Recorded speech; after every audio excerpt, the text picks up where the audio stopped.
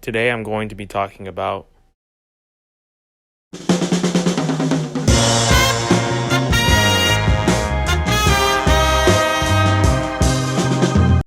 I've been waiting to review this movie for a while, and let's get into it.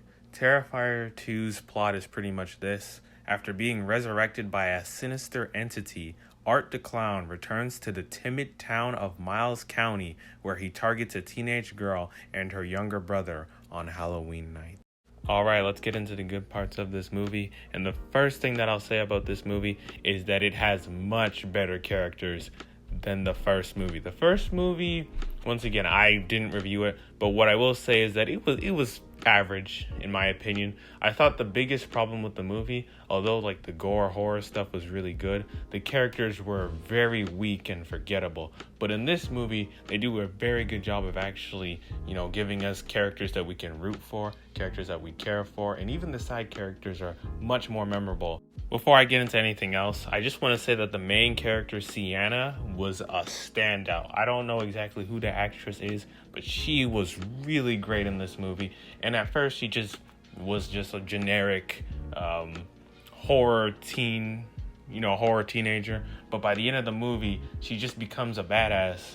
And honestly, I literally said the words like badass at the end of the movie because of how cool her character became. And it kind of reminded me of Ash from Evil Dead, where like in the first Evil Dead, he was just some normal teenage guy who was just trying to, get his girlfriend or try to get laid or whatever. And then by the end of the movie, he ends up having to fight this like demonic entity and actually beating the demonic entity, at least for a brief period. The next good thing that I'll say about this movie are the kills themselves. Oh my God. If you've seen the first Terrifier movie, you know that it was already messed up, but they definitely like increased it from like 100 to like 9,000. Like this movie is really brutal, and if you hated the first Terrifier movie's gore style, you're gonna like not even make it through the first 10 minutes of this movie. The next good thing that I'll say about this movie is the pacing.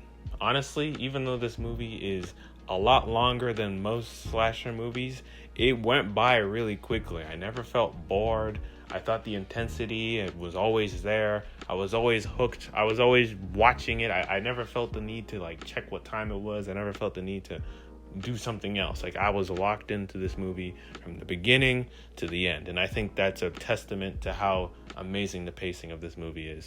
The last thing that I'll say before I get into my criticisms of this movie is that I really liked the soundtrack of this movie. It had like that like 80s synth soundtrack going throughout the entire movie. It's not like for like one scene. It's like throughout the whole movie, it has this 80s style to it. And I thought it was really good. And honestly, I'll probably be listening to the soundtrack of this movie for many years to come. That's how good the soundtrack was.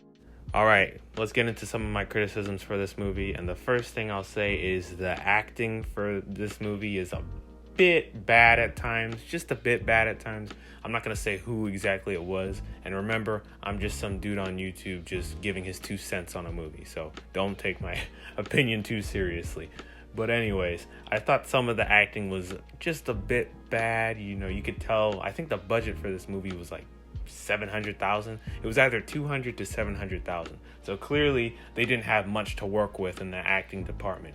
And I wouldn't say the entire movie is filled with, bad actors, but you can definitely see that there's some bad actors in this movie.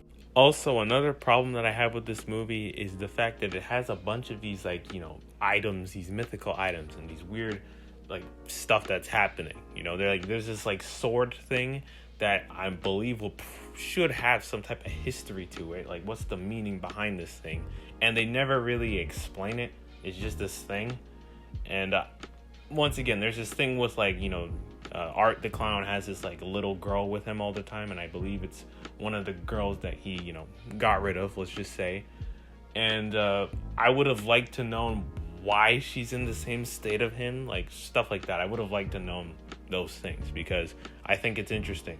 But once again, that's not really explained, and I wish it was. I just wish that the mythology of this entire Art the Clown thing would be a bit more explained to us, but maybe also them not explaining it gives them more creative freedom because they can just do whatever they want. But I wish that we could kind of have like a clear understanding of this thing. Overall, guys, Terrifier 2 is actually really great. It's probably one of my favorite movies of the year. Barbarian, the other movie that I reviewed, was really great as well. So overall, if you're a horror fan, there's been a lot of great horror movies that have come out, and Terrifier 2 is one of them. I'm going to go ahead and give Terrifier 2 an 8 out of 10. Have you seen Terrifier 2? Do you think it's good or great or bad? Let me know in the comments. And those are my thoughts on that.